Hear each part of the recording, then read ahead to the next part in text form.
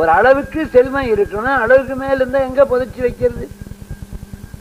அவனுக்கு தகவல் தெரிஞ்சு வந்துடுறான் டெல்லியில இருந்து 45 சாதிய கொள்ள அப்படியே ஆசையாக வீடெல்லாம் தேடி பார்த்தாலும் ஒண்ணும் கிடைக்கும். தகவல் வந்துக்குது, ரொம்ப பணம். 7 மணி ஒரு இடத்துல தோண்டி பார்த்தா 45 லட்சம்.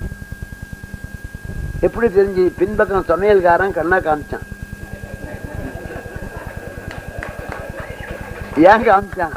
அவன் இட்லி சாப்பிடுற போது பண்ணி திங்கிறாவில திங்கிறேன்னாரு. இவர் சக்கரை வியாதி, முதலாளிக்கு சக்கரை வியாதி.